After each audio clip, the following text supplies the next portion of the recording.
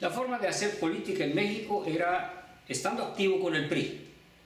Si tú estabas con el PRI, te iba a tocar tu hueso, te iba a tocar turno, iba a llegar el momento.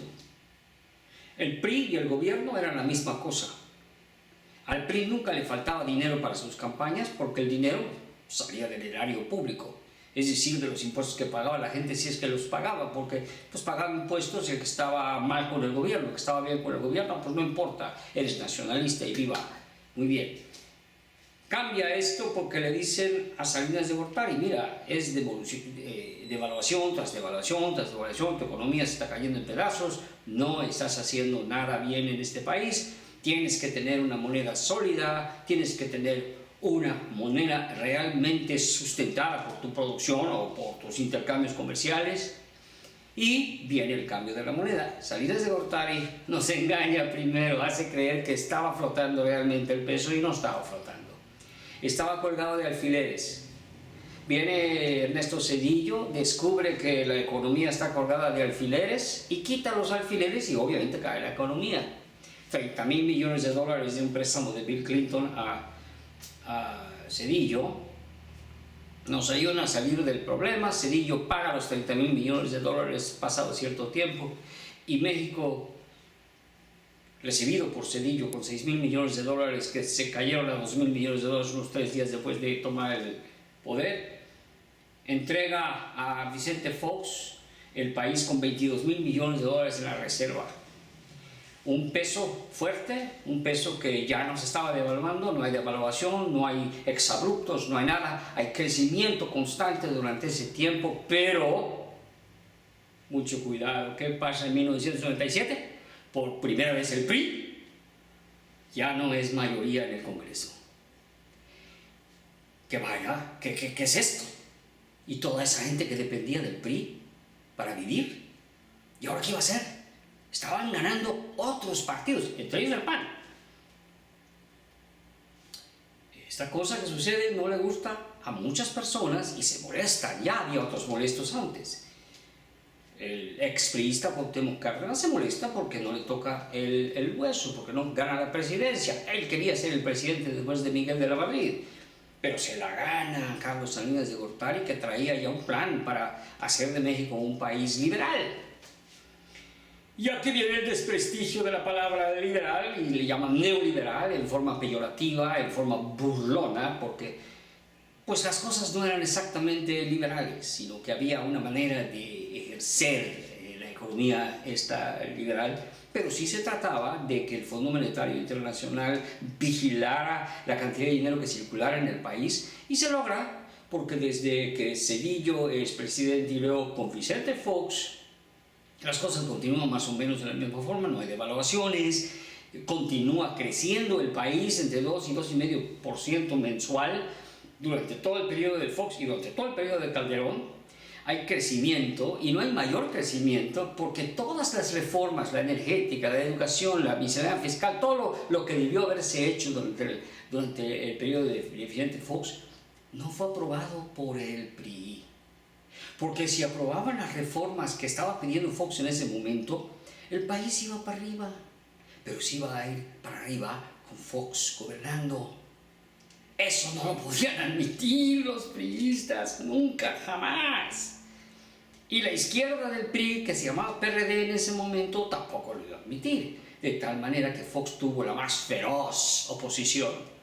Fox no hace nada. Y viene el congelamiento con Fox y luego con Calderón el asunto es aún peor, porque a Calderón lo engañaron una y otra vez. Calderón debió haber llegado al poder con una gran cantidad de votos, debió haber ganado abrumadoramente, porque de los 22.000 millones de dólares de la reserva que recibió Fox, entregaba un país con 66.000 millones de dólares, triplicó la reserva. Lo entregaba sin deuda, con la deuda bajada. Había resuelto muchos problemas y el país había venido creciendo. No, pero ahí viene el señor de la tierra de Tabasco, y le arma un saltintín al neoliberalismo. Y ya sabemos, él cree que gana. 3 encuestas de salida, el mejor tipo de encuesta que se puede hacer, coincide exactamente con los resultados del PRE. Calderón estaba ganando y ganó por 1.56%. No por mucho, cierto, pero no por el 0.56 que le dijeron. Ganó por casi 1.6%. Esa es la realidad, y el que quiera decir lo contrario me vale. Esa es la realidad. Y lo demás son historias. Y el peor disparate que hicieron los señores jueces: no, vamos a tomar la mitad de las casillas.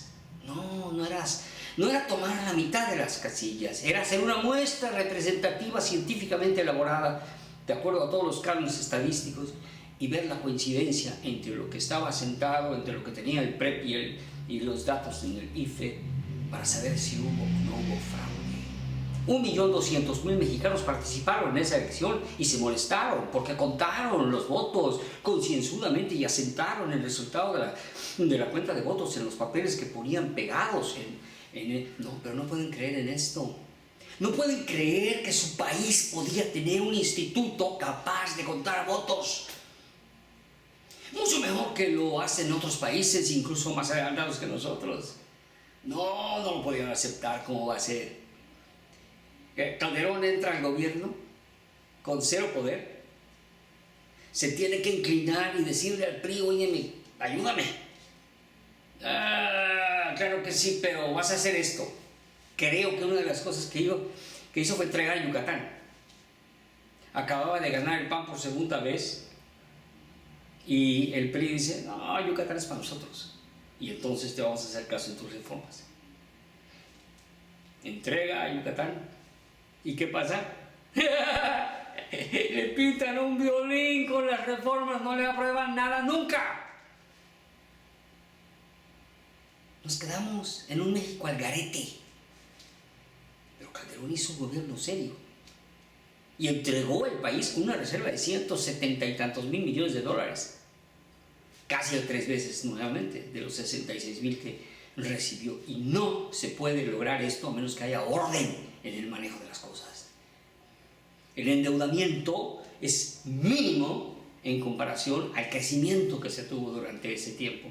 Nunca fue menos de 2%, nunca. E incluso cuando fue menos, que fue el año del H1N1 y de la crisis global, al final se creció un año y medio, 5,5% para recuperar lo que se había perdido. Pero todo esto, la prensa, el cuarto poder, muy apurado con su cuarto poder, no podía hablar bien, porque para ellos el deporte nacional o las órdenes del PRI, su patrón anterior, eran: no me lo pongas bien, que la gente, que el pueblo crea que no sirvieron, crea que las cosas no salen porque ellos no lo saben hacer. Mentira. ¿Por qué los medios, en vez de hablar de las cosas positivas que estaban sucediendo durante esos 12 años, por qué no ponía sobre la mesa las reformas que no estaba aprobando el otro partido? Le echaban la culpa al panito, al azulito. Es que el azulito no sabe convencer a nadie. Aquí no se trata de convencer, de retórica o de debate. Aquí se trata de analizar datos. Y los datos claramente indicaban que las reformas debieron haberse hecho. No era cuestión de que uno convenza al otro. Era cuestión de aplicar responsabilidad histórica.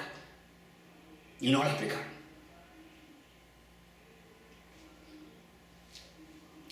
Ponen a una poetisa.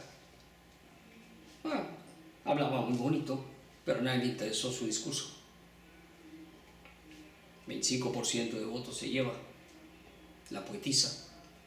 Pierde el PAN, todo lo que había ganado. Nadie apoya a Calderón en su lucha contra el narco, en su lucha contra los delincuentes. No. Está luchando contra los delincuentes, ¿te das cuenta? Está protegiendo al país de los delincuentes. No, es su guerra.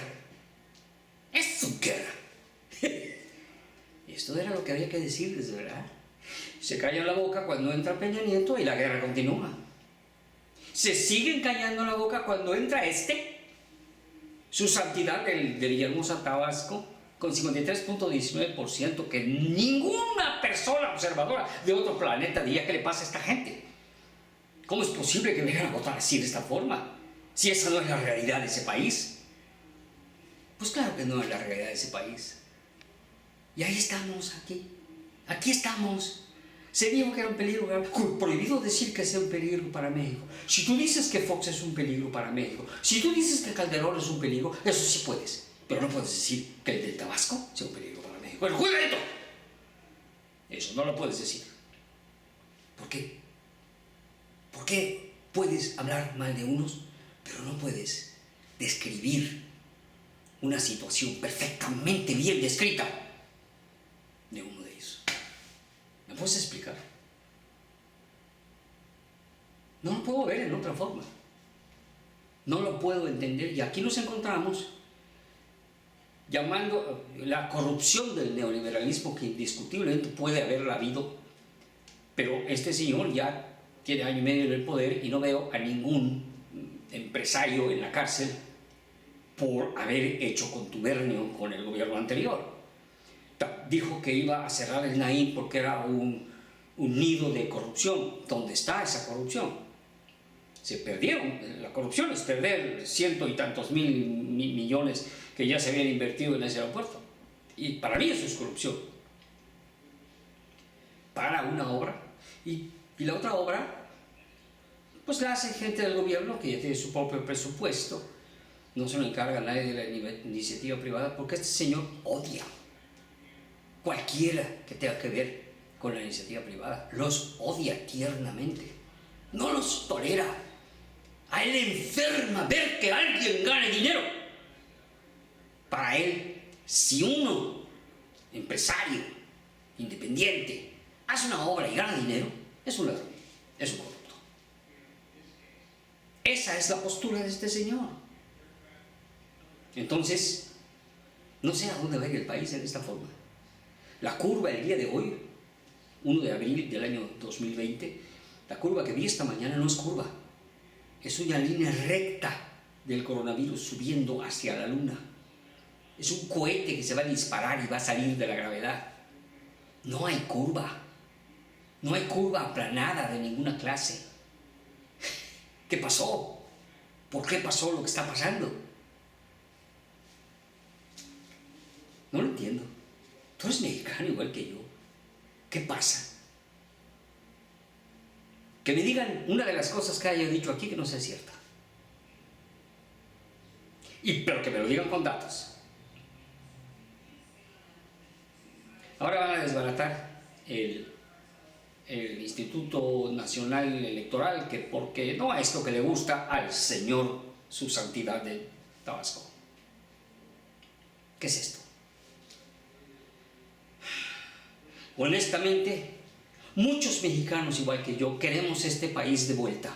Queremos que nos lo devuelvan a todos los mexicanos responsables, que entendemos cómo funciona el mundo, que entendemos cómo funciona la economía, qué es ser rico y qué es ser pobre, y cómo podemos hacer que más y más personas sean ricas y no que más y más personas sean pobres.